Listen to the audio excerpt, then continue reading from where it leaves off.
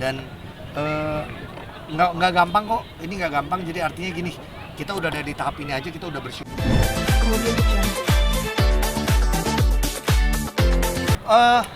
Pasti kita mensupport Indonesia di ini kualifikasi ketiga ya, betul ya? Kualifikasi ketiga lawan Arab, nanti lawan Australia di kita ya. Bener ya kalau nggak salah, bener? Benar. Ya. Main di kandang Arab tidak mudah, tapi kita tahu bagaimana kualitas pemain-pemain kita. Ditambah ada beberapa pemain termasuk Martin Paes yang dipanggil untuk pertama kalinya karena sudah menjadi warga negara kita. Gua nggak tahu siapa yang akan apakah Hernando atau Martin Paes yang utama, tapi kita sangat percaya sama pelatih yaitu Sintayong, biar dia yang tahu siapa pemain yang paling siap dengan strateginya dia. Jadi kita sih sebagai penonton hanya bisa berdoa dan berharap supaya kita bisa memberikan hasil yang maksimal untuk di sebutannya kualifikasi 3 ya, betul ya.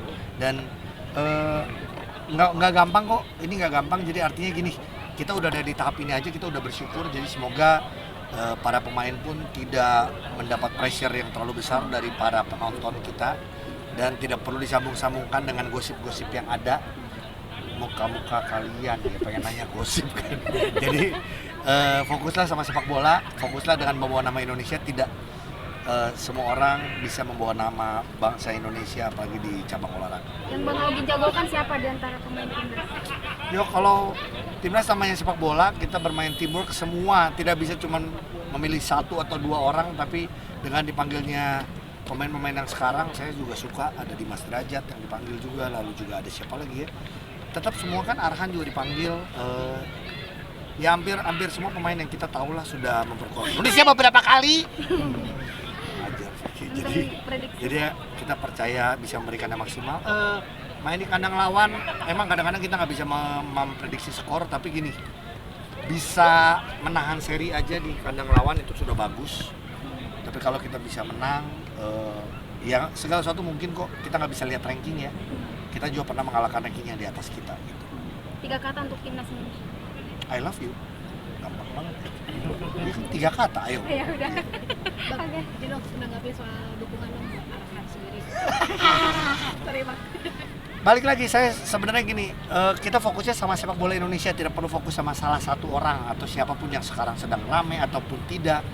Biarlah mereka fokus, karena gini, sekali lagi tidak mudah loh untuk jadi pemain sepak bola atau di cabang olahraga, karena saya main olahraga, saya bukan atlet tapi saya main basket, main sepak bola. Saya tahu bagaimana bisa fokus, bisa konsentrasi untuk sebuah pertandingan besar, tidak mudah. Jadi tolong jangan ganggu-ganggu dengan berita-berita yang seperti apa hanya untuk menaikkan rating dan lain-lain. Gak perlu lah, kita fokus aja.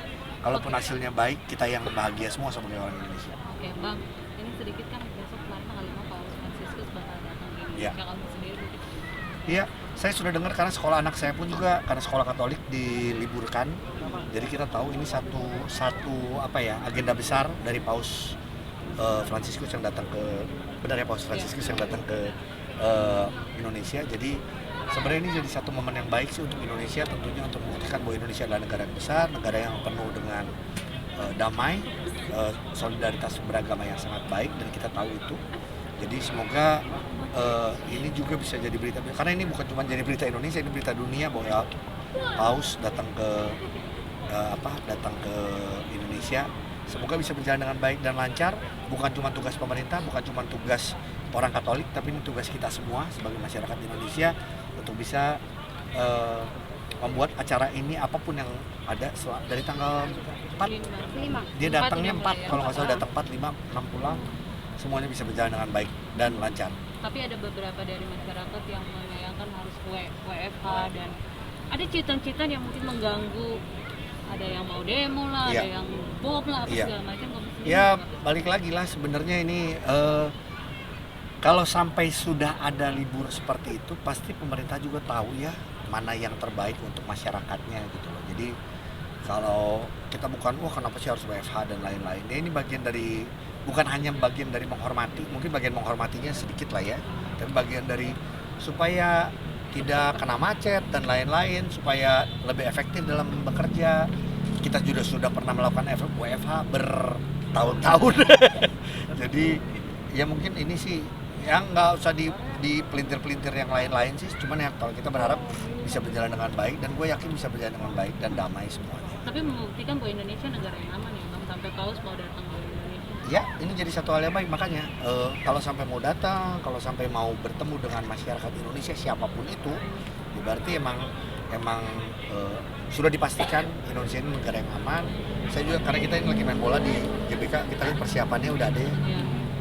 Jadi ya ini tugas kita semua lah pokoknya bersama-sama, mau itu orang saya orang Kristen, ada yang Katolik yang juga bersiap-siap untuk bertemu dengan Paus, ada yang agama Muslim, Konghucu, Buddha, Hindu dan lain-lainnya. Kita jadi satu, kita buktikan bahwa Indonesia adalah negara yang punya perbedaan berbagai macam suku, agama, dan kita bisa bertoleransi dengan baik. Oke, siap. I love you. Terima kasih. Siap. Aku mau dikit enak. Enggak, jangan aku aja, jangan gua ada.